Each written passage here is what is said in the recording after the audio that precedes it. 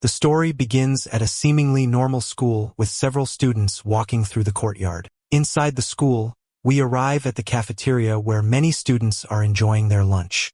A boy is sleeping at a table until his chubby friend arrives with food and calls him Gavin Clark. His friend tries to wake him up and says he brought food so he could eat. The friend thinks the guy is tired because he was up late talking to Senia Scott. Waking up confused, the young man wonders where he is and notices a very good smell in the air. He looks at the tray and sees a full meal with rice and chicken, looking surprised. Suddenly, the guy jumps up and yells for everyone to hear that this is real food. The boy now stares at the plates, drooling with hunger, and his friend is startled by his reaction. Without a second thought, he starts devouring the food on the table like a wild animal. The chubby friend asks him to take it easy, or else he'll end up choking. He then gets mad because he realizes the protagonist is eating his own food. After eating everything, the guy appears with a full belly and says he's finally back. With a serious look, he thinks that he can't believe it, but it seems he has truly been reborn. His friend asks if he's full and if he was a starving ghost in his past life. The protagonist replies that he was indeed reincarnated from a ghost who was overcome by hunger. With a chilling smile, he reveals that, in a freezing apocalypse, he perished from starvation. The friend doesn't understand anything and asks if his girlfriend broke up with him to act like this. The guy then puts a hand on his friend's shoulder to calm him down and explain the situation. He says that Yahello Parker is alive and that now they can start over and get everything back. Yahello gets confused and asks his friend to stop being weird because of course he's alive. The protagonist then asks what the date is, and his friend replies that it's August 8, 2024. The guy explains that in half a month the world will enter an ice age from a 3-month-long blizzard. His friend thinks that's ridiculous since it's the middle of summer and asks if he's having problems. The young man says he needs help, and Yahello says he'll do anything because of their friendship. So, protagonist asks to borrow 1 billion, and his friend spits out his drink in shock. The chubby guy asks if he's being serious, and the young man confirms he is completely serious. Yahello refuses right away, saying that even if he sold his own father, he couldn't get 1 billion. The protagonist asks how much he would sell his father for, and Yahello guesses around 500 million tops. The guy gets irritated and yells that Yahello's the one selling his father, calling him heartless. At that moment, a couple walks past them, and the blonde guy says he reserved a private room for the two of them. The two friends then look in the direction of the couple that just passed by. This guy Zach says he's gonna show Xenia something big after dinner, and she likes the idea. Yahello recognizes the girl as Xenia and points out that she's cheating on his friend with Zach Young. The couple then turns around and comes face to face with the two guys standing there, watching everything. Xenia is shocked and asks what Gavin is doing there with a stunned look on her face. The chubby friend gets angry and says that Gavin saved up to buy expensive clothes for her. The girl doesn't care and says she won't explain anything because it is exactly what it looks like. The protagonist has a flashback to his past life where he took care of her after she was abandoned. He remembers that she betrayed him several times and that he passed away from hunger because of her. His friend tries to convince Gavin to leave since the girl isn't even hiding it anymore, but the guy says he's in no hurry. Yahello is confused and asks why they would stay because just looking at her makes him feel sick. Zach mocks the protagonist, saying that Xenia called him clingy, and it looks like she was right. The young woman then tells Gavin to stop bothering her and says that everything he did was harassment and that she finds him disgusting. With a serious look, the protagonist asks if they are done talking. The blonde guy asks if he isn't gonna leave, and Xenia says that even if he got on his knees, she wouldn't take him back. His friend tries to pull him away, but Gavin asks for 5 more minutes to handle the situation. Yahello doesn't understand why and wonders why a nice guy like him can't see who she really is. Zach laughs and says he'd love to see the guy's tricks in 5 minutes, and if it's entertaining, he'll give him a prize. Without a second thought, the protagonist gives the blonde guy a hard slap across the face. The girl is shocked by the scene and desperately yells Zach's name. The friend and everyone else around are left with their mouths wide open at what just happened. Holding his face, the blonde guy gets furious and asks how the guy dares to hit him. Zach then raises his fist in anger and gets ready to return the attack. He yells that he's gonna finish the protagonist, but the dark-haired guy remains calm and still in the same spot. Before the blonde guy can do anything, Gavin hits him with a kick to the face and tells him to get lost. The chubby friend is impressed by his buddy's strength and wonders just how tough he is. With Zach on the ground, Xenia runs over worried to see if he's okay. She yells at Gavin, telling him he's in huge trouble for laying a hand on the hair of a major corporation. The blonde guy gets up and says he's a black belt in Taekwondo and that he won't lose to a punk. Without even giving the blonde guy time to react, the protagonist lands another punch and calls him trash.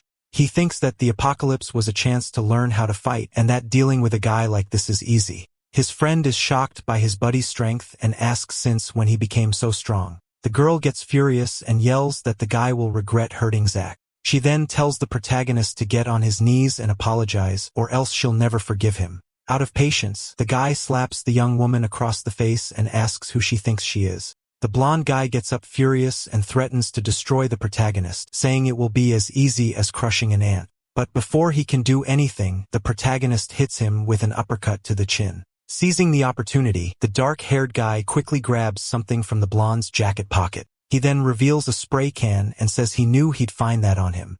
The blonde guy yells desperately and tells the protagonist to give the object back immediately. With a smirk, the dark-haired guy asks how many girls he has already harmed using that item. The other guy denies everything and tries to get the spray back, saying he doesn't know what he's talking about. Without wasting any time, the protagonist sprays the entire contents of the can in the blonde guy's face. He starts to scream in pain, and the girl runs over, worried, to see what happened. She asks what's wrong, but the blonde guy tells her to get away and stay away from him.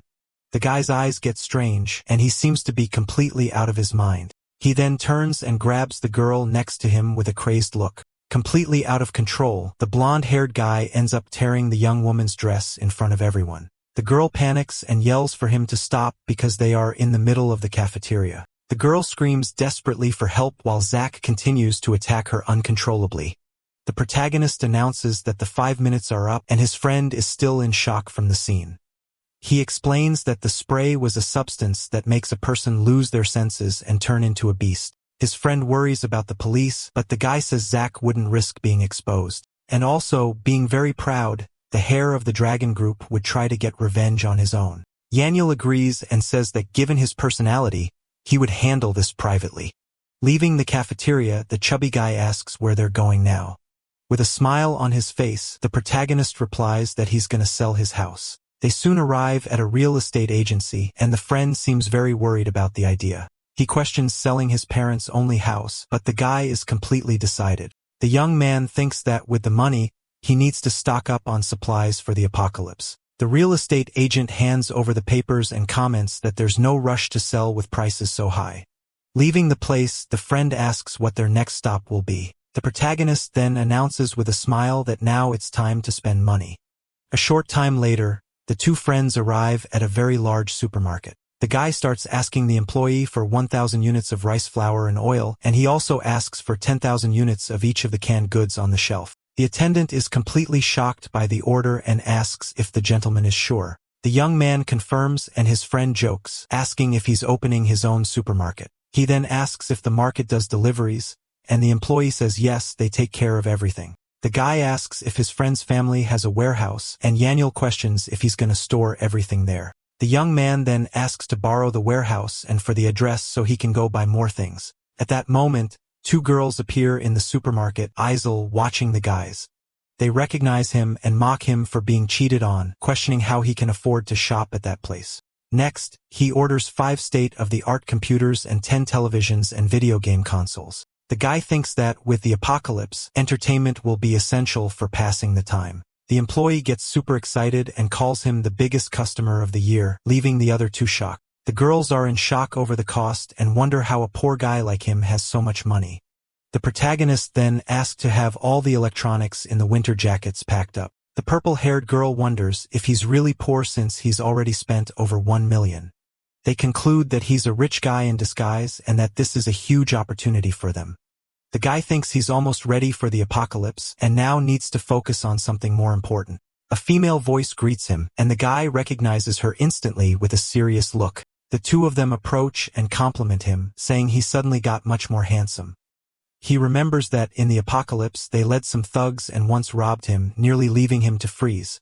The purple-haired one asks why he's so quiet and invites him to get a bite to eat. The guy accepts the invitation and asks his friend to take the things back while he handles something. The girls celebrate that the fool agreed and planned to spend all his money at a fancy restaurant. The protagonist says he's starving and leaves the market with the two girls. A short time later, the trio arrives in front of a building that looks very expensive and luxurious. The girls take him to the restaurant, and he pretends to be surprised by how expensive the place looks. Once inside the fancy place, one of the girls asks the guy what he thinks of the food there. Looking at the menu, the protagonist pretends to be shocked and asks if it isn't a little too pricey. The two don't care and say that if he's not gonna order anything, they'll order for themselves. The one in the green dress then orders all the most expensive dishes on the menu from the waitress. An hour later, the purple-haired girl says she's super full, as she hadn't eaten that much in a long time.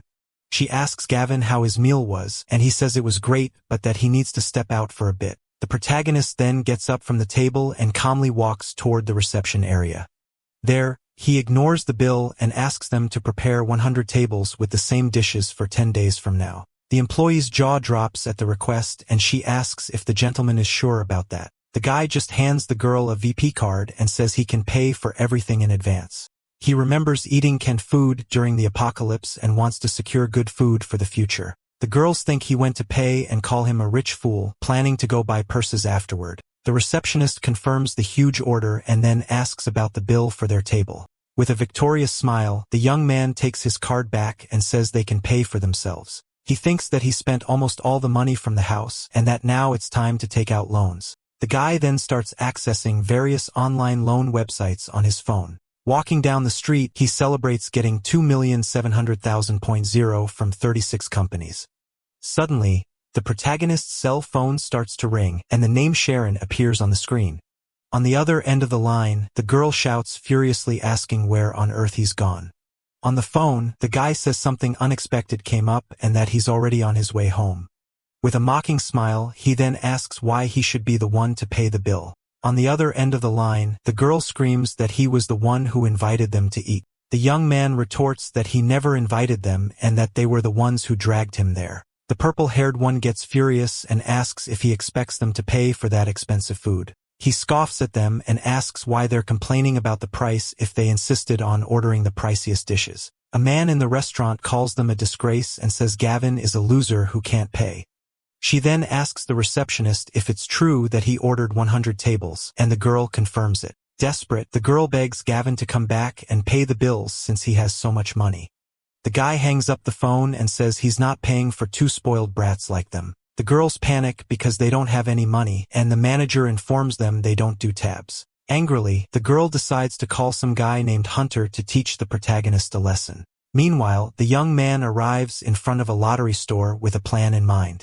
He remembers winning the lottery in his past life and that now he can win much more. Using his memory from the past, the guy fills out the ticket with the numbers he knows will win. Holding the ticket, he says that now he just has to wait 2 days for the results. The protagonist then returns to the warehouse and finds his friend Yahello on the floor. The chubby guy complains that he was left behind, but his friend promises to take him out to have some fun. Inside the warehouse filled with boxes, his friend asks what the point of spending so much is. The young man explains that in the apocalypse, these supplies will save lives and asks Yahello to trust him. His buddy says that if the guy didn't seem so normal, he'd think his friend had gone crazy. The protagonist smiles and says there's no rush because in a few days the chubby guy will believe him. Suddenly, some strange guys show up and one of them asks if he's the guy named Gavin Clark. The young man confirms his identity and asks if they're goons for a man named Hunter. A bald guy with a bat accuses him of messing with Hunter's woman and calls him bold. The chubby friend gets scared and threatens to call the police as the thugs surround them. The bald guy scoffs and dares him to call to see who gets there first, the police or him. The protagonist then steps in and tells his friend that he doesn't need to call the authorities. The thugs laugh at the young man's attitude and call him a coward for not wanting to involve the police. The chubby friend tries to negotiate and says his father is the head of a major construction company. The bald guy recognizes the name and says he won't touch him, but that their target is Gavin. Desperate, his buddy yells for the protagonist to run while he tries to hold the guy's back. A blonde guy shoves a chubby friend, and the bald guy prepares to attack the young man with the baseball bat. Terrified, the chubby friend screams Gavin's name desperately as he watches the scene. The protagonist stops the bat with one hand and says the attack was slow and that the guy has never trained. Next, he lands a powerful kick in the bald guy's stomach, making the man drop the bat. The big guy spits out a bit of blood and asks how the little brat dared to do that. The young man picks the bat up off the floor and lands a solid hit right in the goon's face. The hit is so strong that the bat smacks right into the bald guy's mouth, leaving him in shock. The other goons get scared and say the kid is ruthless because he completely took out the bald guy. With the bat on his shoulder, the protagonist smiles and challenges all the others to come at him together. Pointing at the goons, he stares them down with a look full of confidence and determination. The blond guy then yells for his buddies to go all out and finish the kid. With swift and precise movements, the young man takes down all the thugs and seems to be having fun. The chubby friend is shocked and wonders if that's still the same Gavin he knew. With everyone on the floor, the guy asks if that was enough and the goons surrender on the spot. He then demands 100,000 from each of them and the blond guy shouts that this is extortion. Out of patience, the protagonist lands another blow to the thug's face who screams in pain. The guy threatens to mess up their legs if they don't hurry up and make the transfer. A little later, the young man's phone gets a notification for 600,000 in his account. He thinks that he's not cruel but that the apocalypse has changed his mind forever. The protagonist hugs his friend and says he's gonna take him someplace really exciting. The two arrive at a nightclub full of lights with several people dancing on the floor. The chubby friend loves the place and says it's perfect for relaxing after so much trouble. The guy goes to the bar and tells the girl he's looking for the boss for a delivery. Suddenly, the two friends are walking down a hallway lined with several security guards in suits. The annual is terrified and the protagonist asks if the situation is exciting or not. The chubby guy says his heart is racing and that this is the wrong kind of excitement. The security guards start shouting that Mr. Lowe has arrived, making his friend even more tense. They then stand in front of a man with his back turned, who has long purple hair. The man turns around, revealing himself to be an old man who asks if they are there for a delivery. The protagonist says it's the first time they've met and that he came after hearing about the delivery. Mr. Lowe then questions where the goods are since the two of them are empty-handed. With a smile, the guy says that they are the goods, and the old man finds the situation amusing. But suddenly, the boss gets serious and orders his armed security guards to detain the two young men. The chubby friend panics and tries to use his father's name to get out of the mess. He asks what kind of goods they're delivering, and the young man explains that it's their organs. Yahello gets even more desperate and shouts how does his friend expect him not to panic. The young man then challenges the boss and asks if the famous Mr. Lowe doesn't dare to buy. He then makes an offer saying that for 10 million, all his organs belong to the old man. The boss makes a counter offer and offers 5 million, saying the market price is low. The guy accepts and asks for the money first, promising to deliver the body in 3 days, and the old man agrees. Mr. Lowe then orders one of his goons to bring the contracts for the two to sign. The protagonist asks why there's only one contract and requests another for his friend, who immediately refuses. Ignoring the protests, the young man tells the security guard not to listen to him because he is indeed selling. The security guard then forces the chubby guy to sign the contract at gunpoint. Leaving the place, his buddy yells at his friend, calling him inhuman for selling him out. The guy tells him not to worry, but the chubby friend says Lowe is a dangerous gang leader. With a serious look, the young man reveals that in 3 days that Lowe guy will be gone. His friend doesn't believe it, but the protagonist says he's gonna make him believe in the apocalypse. In front of a large mansion, a realtor asks if the guy is sure he only wants to rent that one house.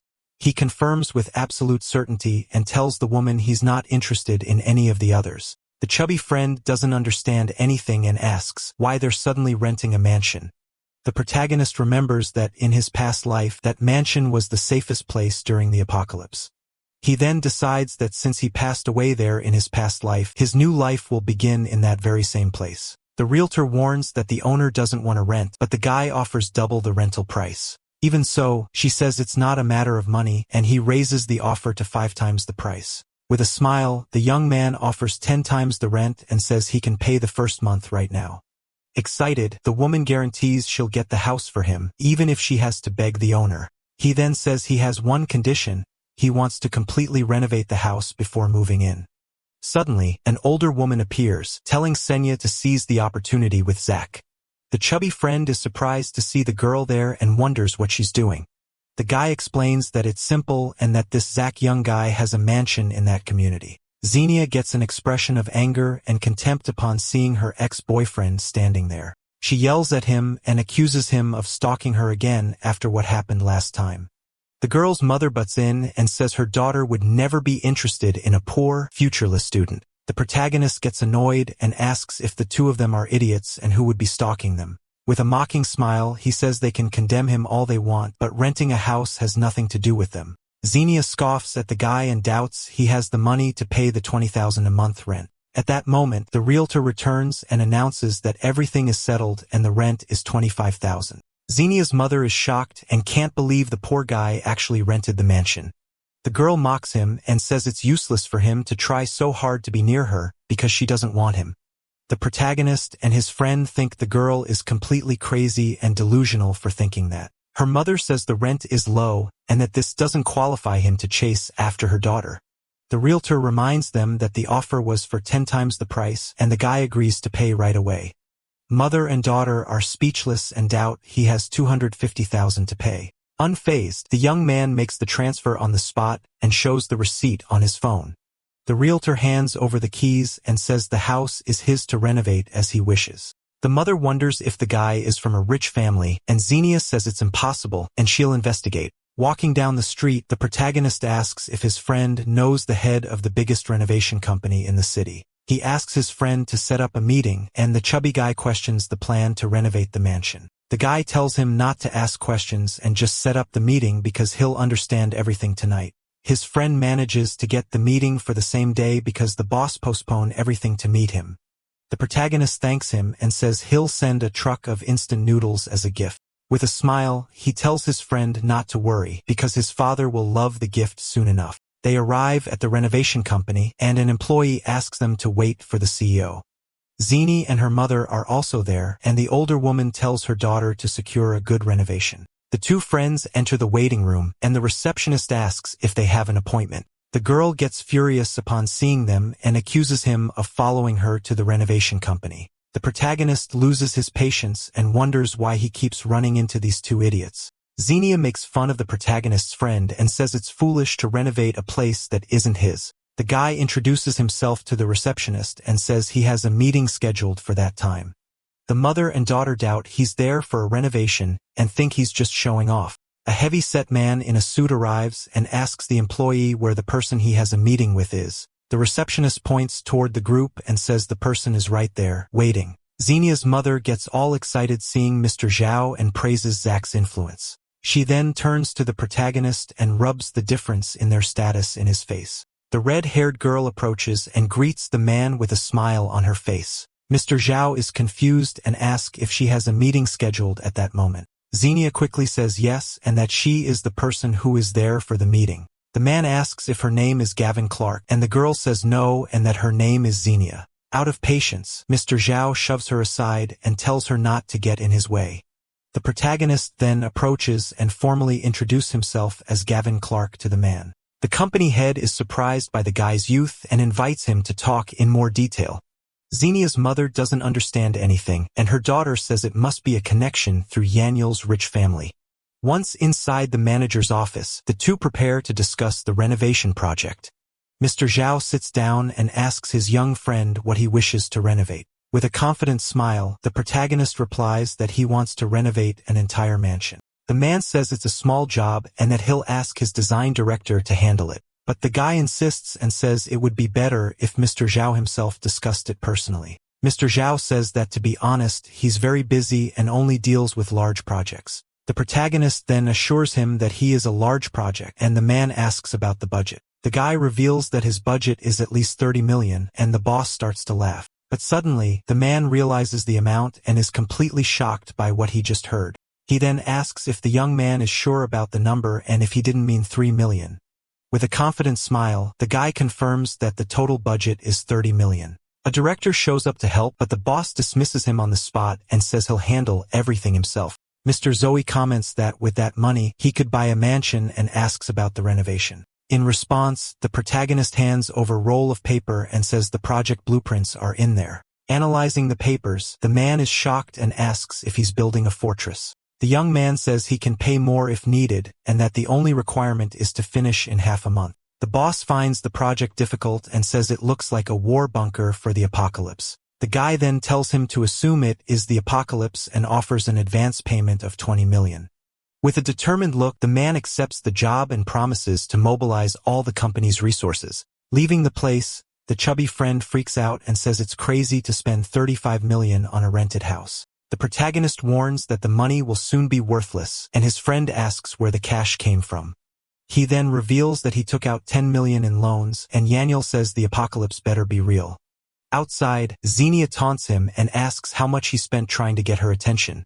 Already out of patience, the guy tells her to mind her own business and says it's none of her concern. The girl's mother brags that her daughter spent 1 million and says that's real power. The chubby friend chimes in and says 1 million is nothing because Gavin spent 35. Xenia starts laughing and says she'd believe it if it were 500,000, but not 35 million. The protagonist then challenges her, asking if she'd call him daddy if he really spent that much. The girl says she's already investigated and knows he got 3 million at most from his house. Her mother joins in on the joke and says she'll call him daddy if he really spent all that.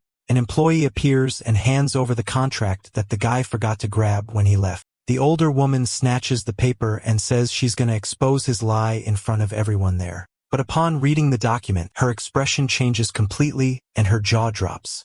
Her daughter asks what's wrong, and the mother is speechless when she sees the amount written on the paper.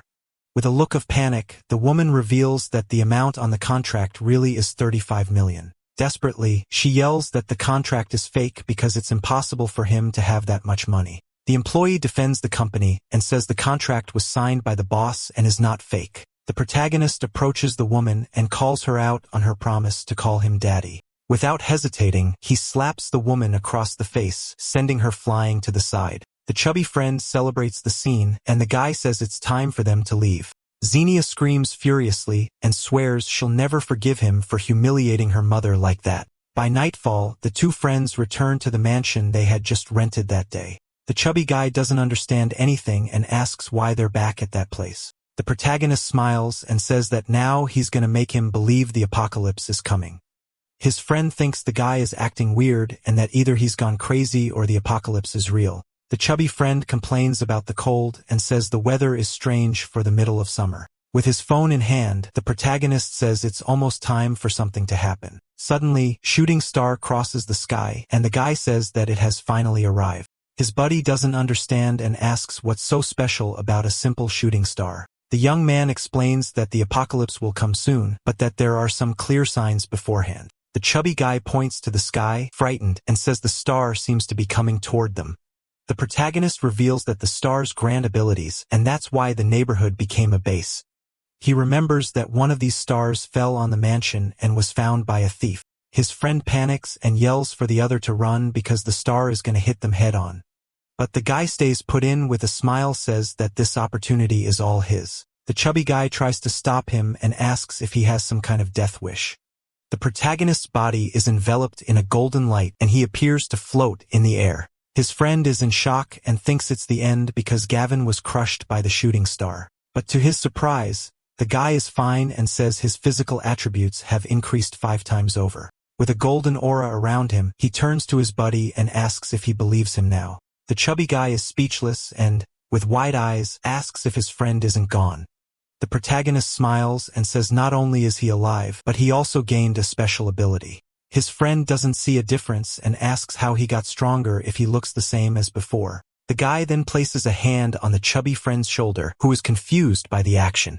With incredible strength, he lifts his friend into the air with just one hand, leaving him shocked. With a confident smile, the guy asks if his friend finally believes him. The friend freaks out because he weighs over 90 kilograms and was easily lifted with just one hand. Suspended in the air by his companion, the young man is surprised and asks what's going on.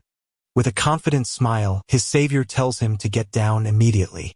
He then leaps from the top of the mansion, and his friend screams in panic, fearing the worst for them both. Landing safely with his friend in his arms, a powerful impact is felt on the ground. The sturdier companion is completely shocked and wonders if he's all right after the fall. A smile appears on the hero's face as he asks if the other believes him now. The answer is yes, since he survived the jump. Meanwhile, Xenia and her mother are inside the house, and the older woman asks what her daughter is looking at. The girl replies that she saw a shooting star land near the mansion of Gavin, whom her mother hates. With a smile, Xenia reassures her mother, saying that Zack will return to get his revenge on Gavin. The matriarch hears the doorbell and seems surprised by the sudden noise. Zack Young appears at the door. The woman greets him happily, and he asks where Xenia is. The young woman appears with a seductive look, calling Zack's name to get his attention. Zack holds her in a suggestive way and tells her to hurry up, as he's very worked up. The girl's mother is still there, and Zack tells her to go boil some water. Xenia tells her boyfriend not to rush and mentions that Gavin has also moved into the neighborhood. Fury takes over Zack, who fumes that Gavin dared to show up before he had a chance to look for him. The girl's mother reveals to Zack that Gavin rented a mansion in the neighborhood to be close to Xenia. With a look of anger, Zack promises he'll make a call that will make his rival regret this for the rest of his life. With a furious expression, he makes a call and asks to speak with a man named Biao. Next, a neon sign shows the entrance to a place called Box Club. In a ring, two fighters face off while someone in the crowd yells for one of them to go for it. Zack is on the phone, smiling, and offers 200,000 for his contact to take care of someone. Biao, the fighter with the mohawk, replies that he understands and will be back in 2 hours. The boxer tells his opponent to stop the fight because he has a job to do. Biao's opponent gets annoyed, calls him a cocky rookie, and asks if he wants a real fight. Biao lands a powerful punch on his rival, knocking him out of the match. The crowd is in shock, commenting that Biao is the new underground boxing champion. Back at the mansion, Gavin looks at the horizon and reflects that these will be the first stages of the apocalypse. His chubby friend complains that the situation is cruel and that he never imagined such a terrible fate for humanity. Gavin asks Yahello what he plans to do about the whole situation. Yahello states that he will follow his friend's instructions and do whatever he says. In a joking tone, his guide tells him to start by selling his own father to get money. The young man replies that his father has assets but won't believe in the apocalypse. He'll think his son has gone crazy. The group's leader explains that money will be worthless in 15 days and that only supplies will matter. Yahello agrees and says that even if his father beats him, he will sell everything until the family goes broke. With a serious look, the other interrupts him, asking what's wrong. His companion asks what's happening, and the answer comes quickly: the mansion is surrounded. Outside, henchmen surround the house, and one of them warns that the target cannot escape. Bayo orders his men to break down the mansion door urgently.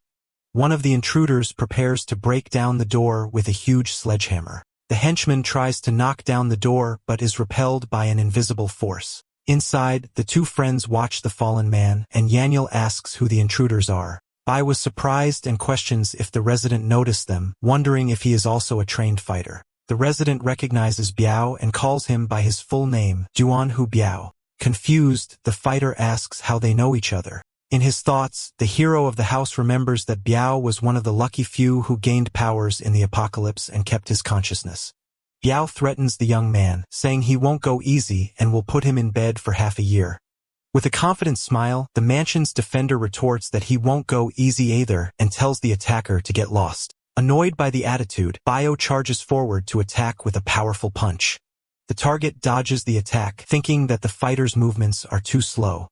Biao tries to hit him again, but the blow is dodged once more. The counter-attack comes with a powerful punch to the stomach, which knocks Biao to the ground. The henchmen are shocked to see their boss on the floor, finding the scene unbelievable. Biao struggles to get up while his opponent asks if he's going to give up. The underground champion refuses to surrender, stating that the person who can make him submit hasn't been born yet. With a kick, the defender knocks him down again, leaving him badly hurt. He then asks Bio what he thought of the fight, but the man remains on the ground, injured. The fighter replies that it's unbelievable to be so helpless, but he still refuses to give up. Smiling, his opponent says it would be boring if he surrendered easily and offers a way to save his sister. Shocked, Biao asks how he knew about his sister's illness. An image shows the fighter sitting beside his sick sister's bed with a sad expression. The mysterious man explains that Biao fights to raise money to save his sister, who has an incurable disease. Biao, now hopeful, asks if the one who knows everything can really cure her illness. With a smile, the young man claims to be the only one in the world who knows how to save her and says he must believe. The fighter believes him as he was defeated and asks what he must do to save his sister. The condition is given with a smile beat Zack Young badly enough to put him in bed for half a month. A look of fury appears on Bayu's face as he already plans how he will deal with Zack. The fighter gathers his henchmen and orders them to follow him to carry out the new mission. One of the men asks if he really believes the stranger, and Bayu confirms, saying he is his last hope. In his mansion, Zach Young assumes Gavin must already be in the hospital and that it's time to make his move. Xenia is with Zach and the girl calls him terrible, with a mischievous smile. Suddenly, loud knocks on the door startle Zach. Xenia's mother gets annoyed by the interruption in the middle of the night and goes to answer. The woman opens the door and asks who these people are, invading her home. Biao tells the lady to get out of the way so they can enter quickly. Xenia's mother scolds the fighter, calling him rude for barging into her house. Biao responds with a powerful punch and tells her to get out of his way. Once inside the mansion, Zach asks if the job was done. Zach approaches Biao and hands him 200,000, saying he didn't need to come in person. Biao's response is a powerful punch that hits Zach square in the face. Xenia is frightened to see her boyfriend bleeding and asks Biao what he is doing. The fighter ignores Xenia's plea and orders his men to attack Zach. The henchmen start punching and kicking Zach on the floor with great anger. The victim begs Biao to stop threatening him and saying his family would throw him in the gutter. Biao tells his henchmen to seize the attack for a moment. Annoyed, Zach says Biao made a huge mistake by attacking him. The group leader ignores his words and tells his men to tie up and rough up the target again. Zach panics, calling Biao crazy for doing this. The attacker then asks who Gavin Clark is and demands an explanation for all of this. Hanging upside down, the target reveals he only has access to 10 million and needs approval for more. Biao demands that he transfer the 10 million to his account immediately. Gavin's phone displays a text message with a notification of money received. His friend tells him the professor sent a message about a practical training session, but the young man says he's not going. Upon hearing that the training is near North New City, he changes his mind. With a smile, the young man decides to participate as he was already planning to explore that place. His phone rings its BO, reporting that Zach Young coved up 10 million and that the money has already been sent. In front of a lottery shop, the young man thinks about checking the tickets he bought. He reflects that, if he wins the lottery, he can buy a lot of supplies for the apocalypse. A while later, he gets angry for not having won and wonders how this could have happened. The strategist thinks that nothing has changed and that maybe the director of events is one step ahead of him.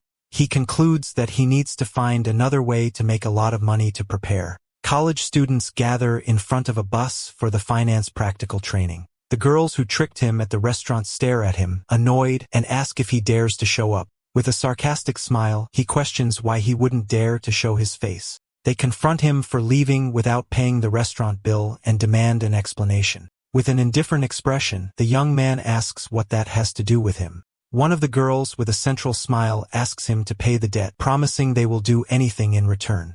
The other, excited, says he's learned to be bad and that for 20,000 they won't be going back to the dorm. Smiling mischievously, the debtor says they must first lend him 40,000. The young man walks away from the girls with a smile, ready for a new fundraising plan. On the bus, we see the students sitting while they travel calmly to the internship location. The chubby guy complains about being thirsty and asks if his friend brought water because he ate something very salty. Just then, a girl with brown hair smiles and gently offers a bottle to the protagonist. He takes the bottle and, without thinking twice, hands it to his friend who is dying of thirst. The young woman says she heard about what happened with his ex and hopes the guy gets over it soon. Smiling, she says she is actually happy that he finally sees who that girl really was. Knowing he lost money, the girl offers financial help, but the guy politely declines. The friend whispers that the girl is into him, but the dark-haired guy tells him to drink water and shut his mouth. The bus finally arrives at the destination and parks in front of a large, very modern building. All the students get off the vehicle while a man with glasses prepares to give instructions.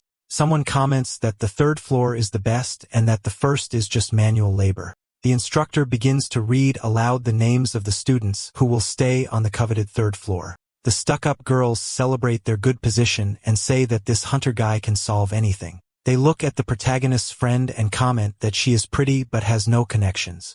With malicious and envious looks, they plan to choose the naive girl as their next target. The man continues reading the list for the second floor, calling several other student names. Irritated, the chubby guy complains that their names weren't called even for the intermediate floor. The instructor adjusts his glasses with a serious look and announces that the remaining 3 are gone to the ground floor. The girl gets very worried, thinking they won't learn anything useful staying down there. The other students mock the group, but the guy remains calm and shows no reaction.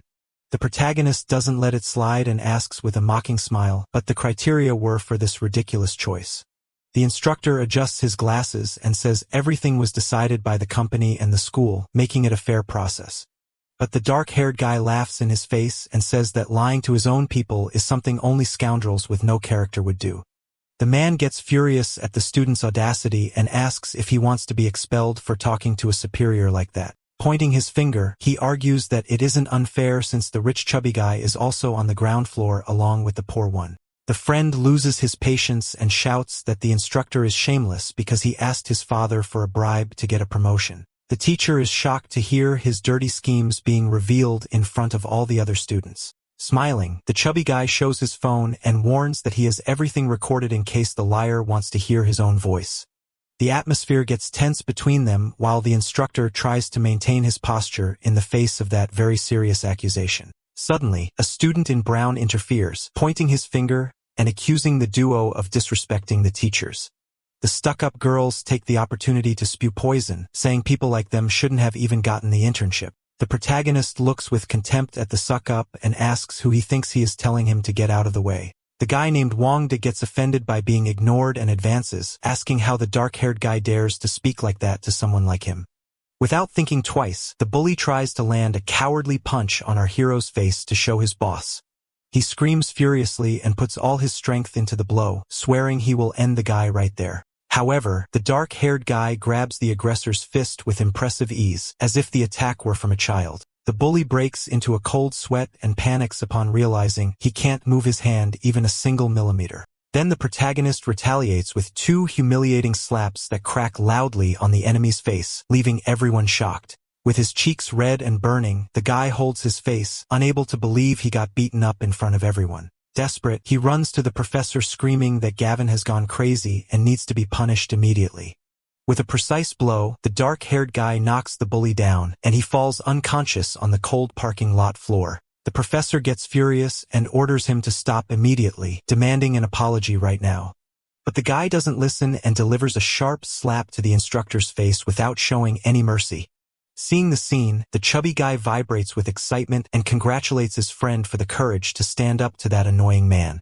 The crowd is in shock, wondering if that is really Gavin since he had the courage to hit the master. Humiliated, the professor points his finger and shouts that the student is expelled from the internship program forever. The dark-haired guy says he doesn't care about the threat and lands another brutal punch, sending the man to dreamland. With the enemies on the ground, the 2 friends walk away calmly while the girl runs to catch up with them. The chubby guy looks at his companion, frightened, not understanding where such strength and sudden coldness came from. At that moment, the shy friend approaches them, seeming undecided about which path she should follow now. The instructor tries to stop the young woman from going with them, claiming it doesn't look as good for a girl to hang out with troublemakers. The stuck-up girls also try to influence her, saying that hanging out with Gavin will ruin her professional future. The protagonist then asks her to stay at the internship and let him know if anything strange happens there. Then he calls his chubby friend, saying that now it is time to take care of much more important business. They arrive at a huge logistics park that stores supplies sent to all the markets in the province. The friend immediately realizes that the plan isn't to work but to take the supplies, and the dark-haired guy praises his cleverness. But the chubby guy panics, saying it is impossible to rob that place because security must be maximum. Ignoring his colleague's fear, the guy spots a hiring sign at the entrance of one of the large warehouses. With a smile on his face, he approaches a group of workers and asks politely about the vacancy. A man with an unfriendly face responds dryly that they are hiring only women at the moment. The chubby guy gets indignant at the sign and asks what they will do since men are forbidden to enter there. But the dark-haired guy has a plan and orders his friend to go back and fetch the shy girl immediately. Meanwhile, we see the interior of the office where the interns are working, concentrated on computers. The 2 snakes receive a call asking for a pure girl to please a certain Mr. Jiang. With malicious smiles, they look at poor QQE, who barely knows the danger she is in nearby. The fake friends approach the young woman's desk and ask with forced sympathy how the work is going. Completely innocent, the girl thanks the 2, saying she learned many new things that day. The one with purple hair pretends to be a friend and says it is natural to help since they are classmates. Then she casts the bait, asking if the girl has ever had a boyfriend, and the answer is a very embarrassed no. The friend with glasses celebrates and says she has the perfect opportunity to set her up with a rich boyfriend. Scared, she refuses, saying she only wants to work, but the villains insist that the man has a lot of money. Not accepting no for an answer, they grab the girl by the arms and drag her out of there by force.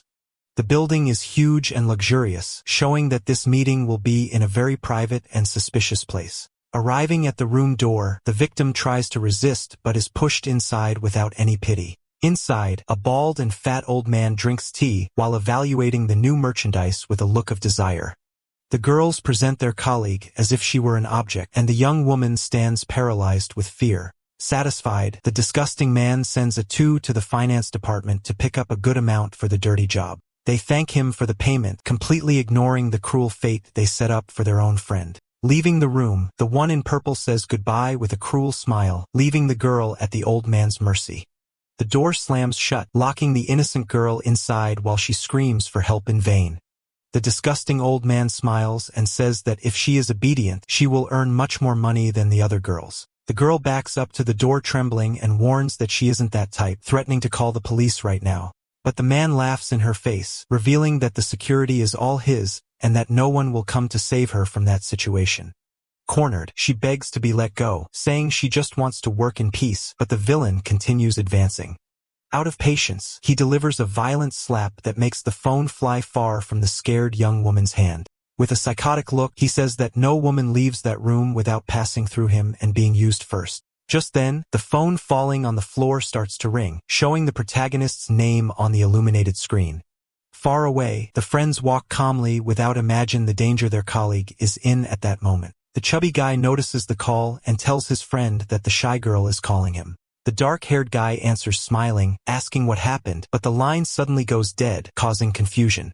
His smile disappears upon realizing that the call dropped in a suspicious way, indicating that something very bad happened. With a bad feeling, he warns that something grave has occurred and runs off to return to the building urgently. Back in the room, the young woman is thrown brutally against the furniture, falling weakly to the floor. The old man puts his hand on his head, feeling pain, and shouts furiously that she doesn't know it's good for her. With a heavy foot, he steps on the phone, crushing the device and cutting off any chance of communication. The creep licks his lip, saying he loves the inexperienced ones and promises to transform her into a huge success. Desperate, the girl grabs a vase to defend herself, swearing she prefers death to surrendering to him. The man loses control and lands another brutal blow, knocking the girl down and promising to make her suffer greatly. Meanwhile, at the entrance, security guard blocks the duo's path, preventing them from entering the place. The chubby guy puffs out his chest and shouts, asking if the guard is blind and doesn't recognize the young master there. The dark-haired guy pushes the guard forcefully aside, ordering the man to get out of the way immediately. The security guard gets confused by the attitude but hesitates to stop the supposed son of the company boss. The duo takes advantage of the opening and runs inside while the chubby guy points the way to the elevator. The guy doesn't listen to the employees' protests and continues walking as if he owned the place. The man scratches his head thinking it's strange because the boss's father wouldn't be that young. Suddenly, Penny drops and his eyes go wide realizing he was played for a fool to his face. Desperate, he starts screaming for reinforcements, warning that intruders have just entered the building. But the friends are fast and the elevator doors close, leaving the guards screaming behind. Upon exiting into the corridor of the correct floor, they find the two snakes laughing and talking. The smile disappears from their faces and panic arises when they see the protagonist standing there in front of them. With a terrifying expression, he gets straight to the point, demands to know where his friend is right now. The one with purple hair tries to play dumb and questions what he is doing there without permission. The guy's look gets even darker as he warns that he won't ask again. Losing sense of the danger, the girl points her finger and shouts that he can't act like a savage there. The answer comes quick in the form of a sharp slap that hits the snob's face squarely without pity. The friend with glasses stands paralyzed with fear, watching her companion being thrown far by the impact of the blow. Without losing rhythm, the dark-haired guy spins his body and lands another slap, knocking the second girl to the floor. Looking at the two fallen and humiliated girls, he asks one more time where the shy young woman was taken. Crying and trembling, the villain points to the large door, revealing that the girl is trapped inside. While he advances, the girl warns that the boss is dangerous and that invading the room will cost him dearly. Without wasting time, he kicks the door with tremendous force, making the wood fly into the room. Inside, the girl screams for help while the fat old man gets furious at the sudden interruption. The dark-haired guy sees the scene and his eyes burn with rage, demanding that the disgusting man let the girl go instantly. But the boss isn't shaken and asks with arrogance if the guy knows who he is messing with. Snapping his fingers, the villain orders the security guards to enter and beat the intruders until they are unalive. Immediately, several uniformed men armed with batons appear, surrounding the duo of friends. The chubby guy trembles with fear behind the hero, but the protagonist remains calm, facing the danger head-on. At the door, the two snakes celebrate, saying the guy deserves to perish for offending someone so powerful. However, the fight lasts little time because the young man moves fast, taking down the first guard with a precise blow. Next, he advances like a hurricane, throwing the security guards away as if they were ragdolls. The boss watches everything with his mouth open, unable to believe that his best men are being defeated so easily. In a matter of seconds, all the henchmen are stretched out on the floor groaning in pain from the beating they took. Now alone and defenseless, the fat old man retreats on the floor trembling with terror before that monster in a rage. The guy walks up to him with a killer look asking what else the creep wanted to do with the girl. With coldness, he promises to ensure the man can never think of touching a woman in his life again. Then he lifts his foot and stumps with total force on the old man's groin, crushing what was left of his dignity. A scream of agony echoes through the room while the dark-haired guy turns and walks calmly to his scared friend. He holds her shoulders asking if she is hurt, and the young woman cries relieved to have been saved in time.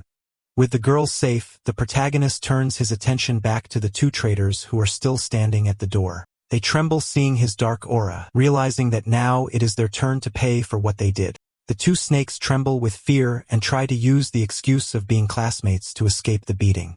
But the dark-haired guy ignores the excuse and lands a slap on the face of the one with glasses, asking if that is how they treat a friend. Next, he hits the other girl warning that if she weren't useful, he would have already broken her bones. With all enemies defeated on the floor, the protagonist calls his friends to leave that dirty place quickly. The snob runs to see how the boss is and promises to call the police to arrest the intruders immediately. Furious, the old man slaps her screaming that she cannot involve the police and demands to be taken to a hospital. Afterward, he calls a powerful contact asking for urgent help to make a certain boy disappear from the map. Already on the street, the shy girl thanks them for the rescue, but the chubby guy smiles saying that's what friends are for. The dark-haired guy smiles gently and asks what her plans for the future are now that she lost that internship. Sad, she says she intended to get a job after the internship, but now the future seems quite uncertain. The guy then suggests getting a job for her right there, leaving the chubby friend surprised by the idea. The girl gets excited and asks if he can really do that while a smile of hope appears on her face. They return to that warehouse from before, where the employees look confused at the group approaching. The protagonist points to his friend and asks seriously if they want to hire her to work at the location. The young woman hesitates, saying she studied finance and thinks it's strange to work in a manual labor warehouse far from the office. But the dark-haired guy says all work is dignified and guarantees she can shine anywhere with dedication. The employee looks at his watch impatiently and asks if she is going to accept the vacancy because the shift is about to end. The guy pushes his friend forward, telling her to register quickly, and the girl agrees, still a bit awkward. On the way out, he says goodbye, asking her to work hard and promises to come back to visit her in a few days. Laughing, the chubby guy says only she would accept becoming a security guard having a degree from such a famous university. He explains, smiling, that it was precisely her navy that guaranteed that unique job opportunity. With the mission accomplished, the group prepares to leave, leaving the huge logistics park behind. Suddenly, gun appears out of nowhere, pointed directly at our hero's head, who freezes on the spot. The chubby guy raises his hands trembling while the dark-haired guy recognizes that those are Mr. Lowe's henchmen. One of the men warns that the 3-day deadline is up and that now they have come to collect the organs that were promised. The chubby guy hides in fear, but the protagonist evaluates the situation, realizing he can win easily. But a malicious smile appears on his face as he decides to go with them because the real show is about to begin. A short time later, the van parks in an abandoned warehouse far from everything, and everyone is forced to get out. The location is isolated and perfect for crimes while the two friends observe the environment with great attention. A henchman with glasses points the gun and shouts impatiently, ordering them to keep walking without looking back. In that instant, the protagonist's look changes, completely focusing on the enemy with a lethal intensity. With absurd speed, he disarms the bandit and delivers a powerful blow before the man can react. The sound of the shot echoes through the warehouse as the henchman himself is fatally hit by the weapon he was holding. The dark-haired guy lands with style, holding the smoking pistol, while the enemy's body falls inert to the ground. The other three accomplices are in shock and scream furiously that the kid will pay dearly for that audacity. But the answer comes quickly with a sequence of precise shots that take down the bandits one after another. Sliding across the floor like a professional, he fires at the last target without giving any chance of defense. The chubby guy's jaw drops, and he praises his friend's incredible aim, saying he looks like an elite sniper. The guy remembers that in his past life, he trained his aim a lot to survive the apocalypse since he had no powers. Then he tosses a gun to his friend, who panics, saying he has no idea how to use that thing. The dark-haired guy asks if he plays video games, and the chubby guy says he is a pro even while holding the gun all wrong. Then the shooter tells him to pretend it's a game while they advance together inside the dangerous warehouse. They spot a truck being loaded and several suspicious boxes scattered around the courtyard of that place. The friend recognizes the logo of a famous biotechnology company and is confused about what they are doing there. The protagonist remembers that in the future, this company was the savior, but now realizes they hide secrets. Two armed guards notice the intruder's presence and shout, asking who dares to enter that location. But before they finish the sentence, two accurate shots hit their heads, dropping both instantly. The guy checks the badge of one of the dead men, confirming that they really are employees of that corporation. Further ahead, Old Man Low talks to a blonde woman, guaranteeing that the new parts are very fresh. The executive smiles, satisfied, saying that with those two boys, they will finally complete the batch of 6. Suddenly, Old Man's eyes go wide in shock, seeing his merchandise walking free and armed. The woman gets confused, and the dark-haired guy questions why biotechnology company hangs out with so many henchmen. The head of organ trafficking is left without reaction, seeing the audacity of the boy who should be tied up now. Without wasting time, the hero points the gun directly at them with a cold look, determined to end everything. Recovering his speech, the old man screams desperately, ordering his men to eliminate the two kids immediately. Several soldiers emerge from the shadows, pointing rifles and promising to fill the intruders with lead. The shootout begins, and the protagonist dives to the floor, firing against the enemies with surgical precision. He slides across the floor, dodging bullets while hitting every target that appears in front of him without missing. The chubby guy watches everything open-mouthed, impressed with his friend's supernatural skill on the trigger. Furious at seeing his business ruined, Old Man Low homes with rage, ordering everyone to attack with full force. With frightening precision, he eliminates 3 henchmen at once while sliding across the warehouse floor. Reinforcements arrive and are shocked by the guy's speed, screaming for someone to stop him soon. The blonde woman steps on the body of one of the fallen with contempt while observing the mess made there. The scenario is of war, with bodies scattered everywhere while the bosses face the armed duo. Pointing the gun, the dark-haired guy returns a question, asking what they really want in that place. Old Man Low breaks into a cold sweat and shouts indignantly, saying that a brat like him has no right to know anything. Out of patience for speeches, the shooter fires, hitting the villain's shoulder, who screams in pain instantly. With the smoking gun, the hero mocks, asking the old man to repeat what he said because he didn't hear it right. Kneeling and bleeding, the criminal tries to maintain his pose, saying he isn't afraid of children like them. The protagonist then turns to his chubby friend and orders coldly that he and the old man right now. The guy's look is intense and scary, pressuring his companion to pull the trigger without hesitating. Seeing he's gonna die, the bandit draws a hidden weapon and runs, screaming for them to go to hell. In fright, the chubby guy closes his eyes and fires the gun, making a loud bang echo through the empty warehouse. The shot is accurate and hits the middle of Old Man Low's forehead, who stands paralyzed without understanding what happened. The body falls lifeless, and the friend looks at the gun, trembling, unable to believe he took someone's life. The dark-haired guy ignores the dead man and focuses on the blonde woman, saying she knows much more than that trash. The executive backs away, scared, asking who the hell he is and how he knows her surname like that. With a provocative smile, he says the name doesn't matter, but if she insists, she can call him daddy. Furious at the disrespect, she screams demanding respect, but is interrupted by another sudden shot. The bullet hits the woman's leg, and she falls screaming and threatening the guy with her company's power. The blonde screams in pain, holding her wounded leg, while the dark-haired guy stares at her, showing no pity. He warns coldly that he doesn't care about empty threats and that this won't save her skin. Desperate, the woman begs for her life, promising to tell everything she knows about the company's dirty business. Trembling with terror, she reveals that they use organs provided by the old man to perform experiments on humans. The guy frowns interested and asks what kind of macabre tests they are conducting with people. She explains they research evolution in biological weapons, offering to take him to the secret laboratory now. In his mind appears the image of a mantis monster, remembering the creatures he saw in the apocalypse. The hero realizes, shocked, that the company was already creating those abominations long before the end of the world. The executive is confused and asks how he knows about such a secret project that no one should know. With a dark smile, the dark-haired guy says she doesn't need to know who he is, but rather accept her own end. Terror takes over the woman's face upon realizing she won't leave there alive regardless of what she says. Without hesitating, the protagonist fires his weapon, once more silencing the villain forever in that warehouse. The woman's body falls lifeless on the floor, while the guy observes the scene with a cold and calculating look.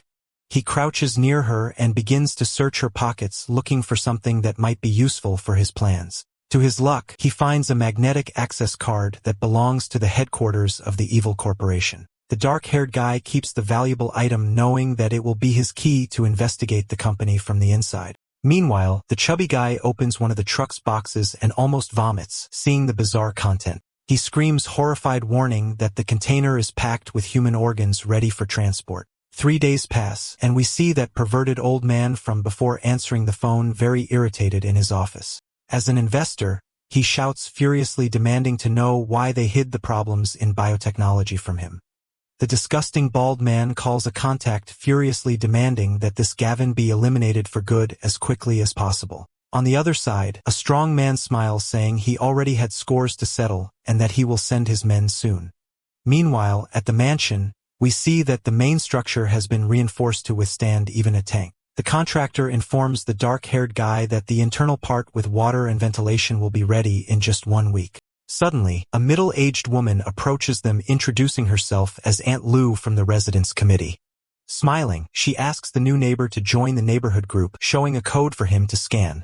The guy takes out his phone and accepts the invitation without imagining that the woman would soon show her true face. The neighbor eyes the cardboard boxes from the construction work and says she is going to come in to take everything for herself now. The protagonist blocks the passage, politely saying it isn't convenient because they are under construction. But the pushy woman insists, pushing the guy and calling him stingy for not giving the trash to her. Trying to be patient, he promises to take the boxes to her house in a week to resolve the situation. The old woman flips out, screaming that in a week the cardboard will be gone, and demands to take everything right now by force. The hero's patience runs out and he changes his tone, ordering the woman to get lost before he gets angry. Shocked by the answer, she puts her hands on her hips, asking why he is cursing at a lady. His look gets dark as he warns that if she doesn't disappear, she will get a well-deserved slap on the face. The neighbor runs away, scared, but screams that he will regret disrespecting the elderly. Far from there, blonde playboy Zach places a briefcase full of money on the table in front of a one-eyed man. The assassin with an eye patch smiles and says the vast dragon group is ready to serve the young master. With hatred in his eyes, Zach warns that the job is personal and demands that Gavin disappear from this world forever. The killer guarantees he is professional and promises the target will disappear today without leaving traces. The playboy laughs with a malicious look and says that with the power he has, can crush the rival like an insect. Meanwhile, the assassins arrive at the luxury hotel, where the target is staying in the presidential suite. The one-eyed man tells his men to stay alert and surround the place so as not to let the boy escape. With a cruel smile, the leader warns to go in with everything because he doesn't want errors in this important mission. Inside, the dark-haired guy rests on the sofa, thinking that since he was reborn, everything is following his plan. He stretches his arms, calculating that in 3 days the most important part of the project will begin. Suddenly, his ears catch a suspicious noise coming from the hallway, breaking the silence of the night. Outside, the assassin with the eye patch turns off the light and prepares to invade the dark room. Thinking the target is sleeping, they break down the door and invade the place with guns drawn. The group rushes in with bloodless, ready to catch the guy unprepared in bed. In seconds, the room is packed with armed criminals searching every corner of that huge suit. The leader stops suddenly upon noticing that there is someone else there in front blocking their way. He points the gun and orders the subject to stay where he is without making sudden movements. But the big guy smiles mockingly and points his finger back, warning that the one who shouldn't move is him. This is the fighter bio who mocks the invaders, saying they shouldn't be so careless like that. The one-eyed man is surprised to be confronted and realizes he might have fallen into a trap. The fighter reminds him that the last group that came after the boy got beaten badly and even lost their money. Behind him, the protagonist is sitting calmly as if he were just watching a show. Smiling, he says he knew Zack wouldn't let it slide and would send someone to try to get revenge.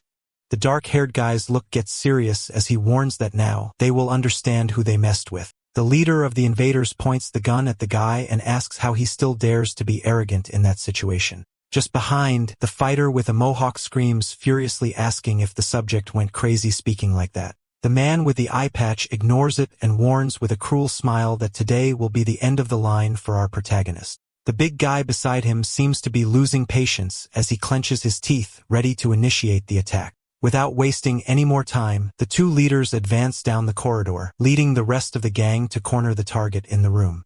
Suddenly, the one-eyed man stops abruptly upon sensing a strange presence and orders everyone to stay alert right now.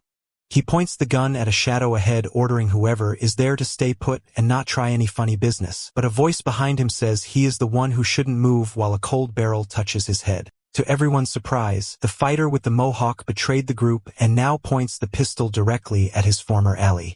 The leader is shocked to realize the betrayal and screams desperately that they fell into an enemy trap. With a sadistic smile, the traitor gives the final order for his men to end the rival group right there. The shootout begins intensely in the corridor, with the fighter's men firing without mercy against the surprised invaders. The one-eyed man tries to retaliate, screaming that the kid brought reinforcements, and orders his henchmen to grab their weapons to fight. Chaos takes over the place with bullets flying everywhere while the leader tries desperately to survive. But the advantage is all on the other side, and the one-eyed man's men fall one by one without having a chance of defense. Corner on the floor, the boss of the assassins faces the traitor and asks what the hell he thinks he is doing. The fighter smiles coldly and replies that he came to fulfill his mission, which is to eliminate the assassins sent by the playboy.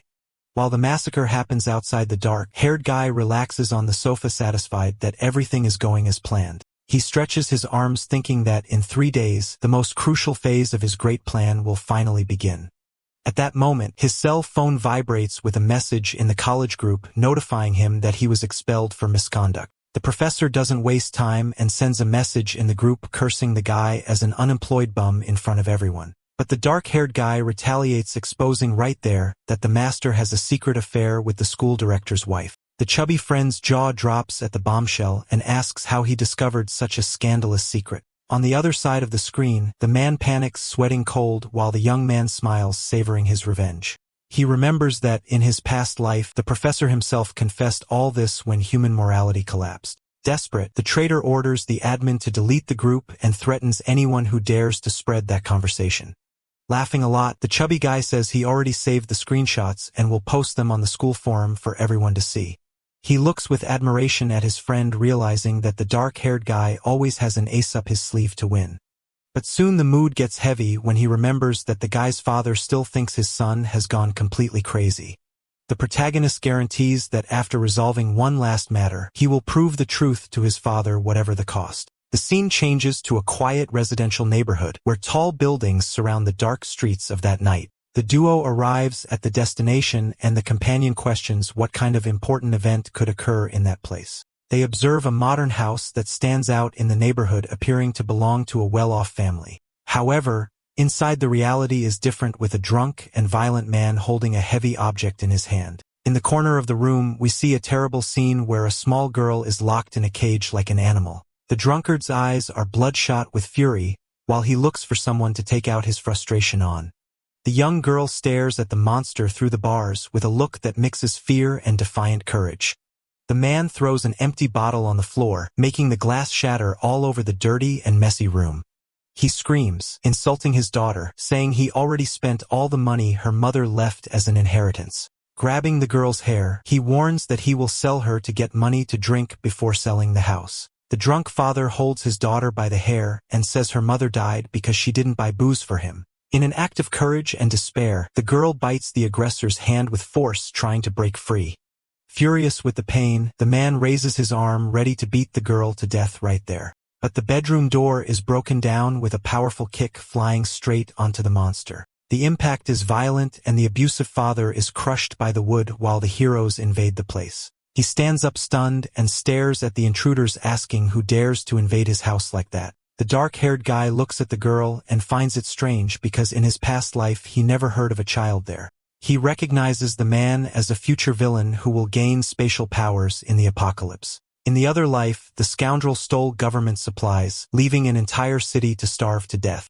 His fate was cruel, being devoured by an ice demon and taking the resources to the grave. The guy realizes he arrived at the exact moment because a little longer and the villain would have ended the girl. The drunkard thinks they are traffickers and negotiates the price of his daughter, saying she is pretty like her mother. The chubby guy loses his mind hearing that and points his finger, calling the man a heartless beast. With eyes wide with rage, he screams that the subject is worse than a pig for selling his own daughter. The father ignores the insults and points a bottle, accusing the duo of being the real criminals there. Indignant, the friend denies being a trafficker and asks where he looks like someone who would do that. The man charges with the bottle in hand, promising to split the chubby guy's head in half. A shot echoes through the room and the aggressor is hit in the leg, falling to the floor before managing to attack. The dark-haired guy smiles proud and praises his friend's aim, who holds the gun still smoking in his hands. With the gun in hand, the chubby guy warns seriously that he won't let a scoundrel like that escape unpunished.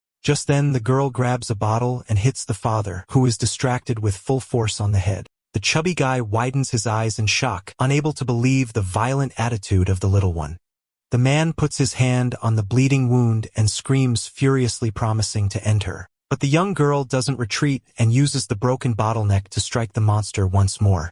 Fallen on the floor, the father tries to crawl while threatening to skin his own daughter alive. With eyes full of hatred, she lifts the bottle, ready to attack again without fear.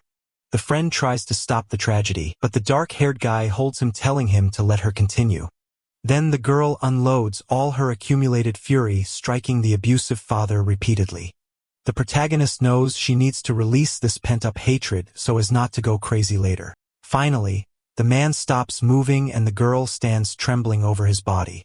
The chubby guy gets scared seeing that he died, but the guy says coldly that the villain deserved it. Checking the time, the dark-haired guy asks his friend to clean the girl up and calm her down a little now. Meanwhile, he climbs onto the roof and observes mysterious lights falling from the dark sky above. Smiling, he realizes that the great opportunity before the end of the world has finally arrived. A golden light wraps around his body and he celebrates having achieved the power he wanted so much. Now his mind accesses a gigantic dimensional space perfect for stocking lots of food. Back to reality, he hears the sound of sirens approaching quickly from there. Looking down, the protagonist sees a police car parking right in front. A handcuffed bald man points to the building, notifying the police officers that the crime scene is there. The officers draw their weapons and prepare to invade the location and arrest everyone inside. We see the girl now clean and wearing new clothes, looking like a totally different person from before. The chubby guy smiles and comments that after a good bath, the little sister revealed herself to be a very cute child. But the mood changes when the bald man shouts, warning that the authorities have surrounded the building and are about to enter. Suddenly, the dead father's body on the floor begins to glow intensely, leaving the informant in total panic. In seconds, the corpse dissolves into particles of light and disappears completely without leaving any trace or proof. The dark-haired guy, maintaining his cool, warns his friends not to panic because fleeing now is no longer the best option. The door is kicked in violently and the police officers invade the room, pointing guns and shouting for no one to move. With a serious look, the officer sweeps the place with pistol in hand, demanding to know where the owner of that house is. The policeman frowns, irritated, looking for the suspect, who is reported but finds no one dead there. Confused and sweating cold, the bald man tries to explain that the man disappeared, but his words seem like madness at that time. Ignoring the crazy guy, the guard turns to the duo of students and asks what boys are doing in a place like this. The protagonist activates his actor mode and lies, saying he's a distant cousin who just came to visit his poor relative. The chubby guy tries to disguise his nervousness and introduces himself as a classmate who came to accompany his friend on the visit. Suspicious, the officer squats down to the child's height and asks gently for her not to be afraid to speak. The girl looks at him with those big innocent eyes and replies with a weak voice that her name is Sixie.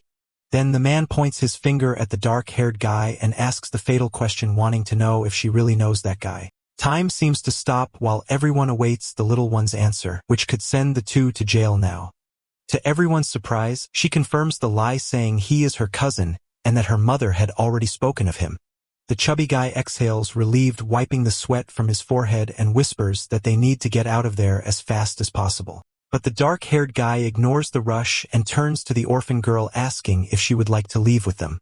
The girl agrees with her head, and the guy warns she can go along as long as she isn't dead weight for the group. Then he asks seriously if the little one knows how to prepare instant noodles, because that is a vital skill. With eyes shining, she closes her fists and says excitedly that she is an expert at it, lightening the mood. Satisfied with the answer, the dark-haired guy smiles and calls everyone to leave there before more problems appear.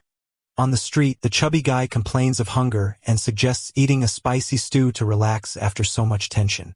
Cut to a luxurious mansion where the sign warns that only 3 days remain until the ice apocalypse. Outside, the friend trembles with fear, saying he still doesn't feel ready to face his father.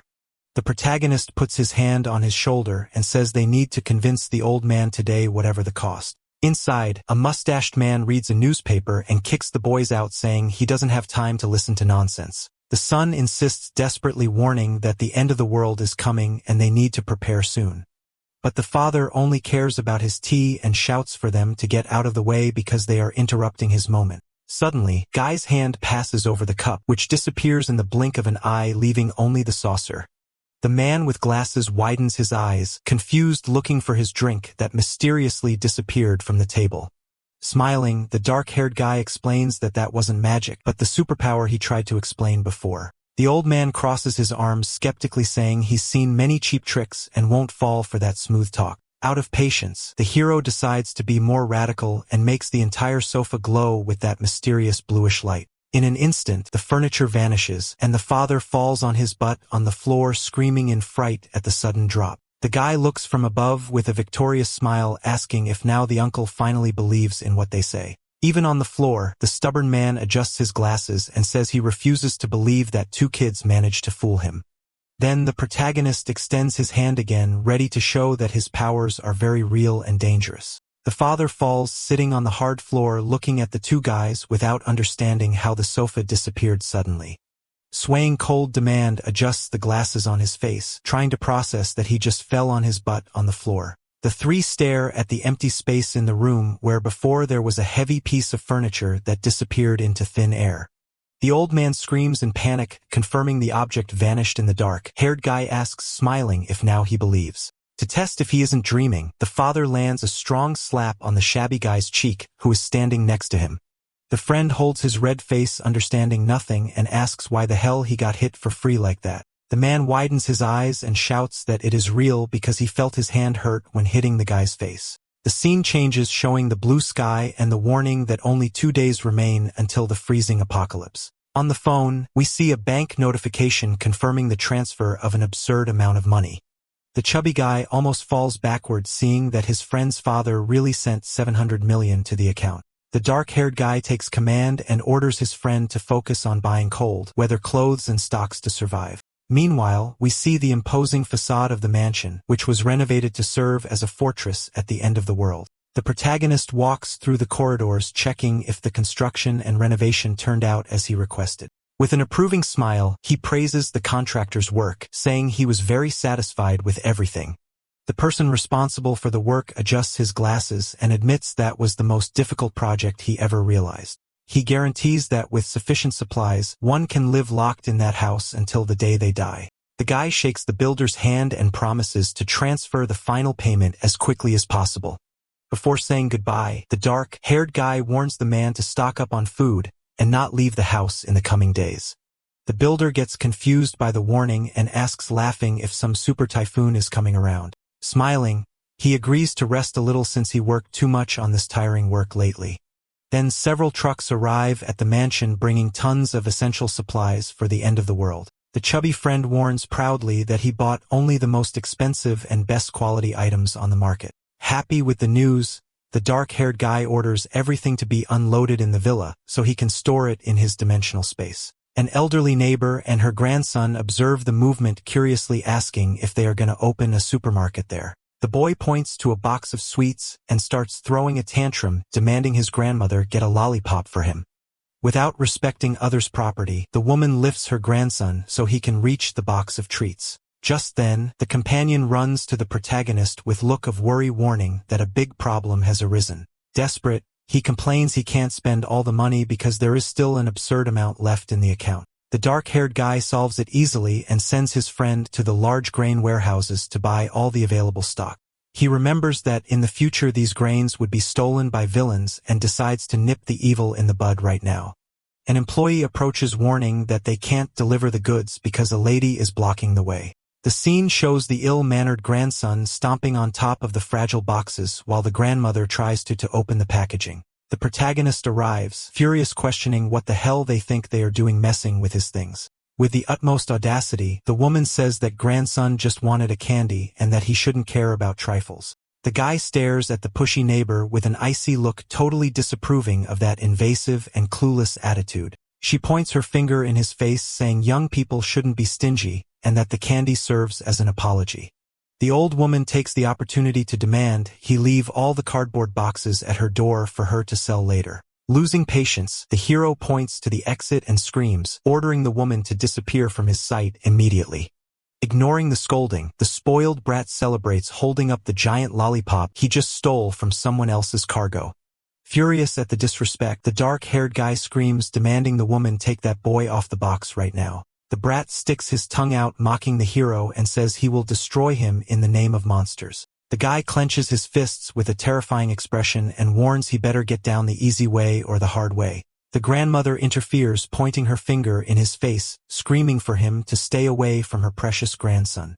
But the boy loses his balance on the box and falls on his butt on the ground, crying loudly and pretending he got hurt badly. The old woman runs, desperately picking up the child and accusing the dark-haired guy of hurting the boy on purpose.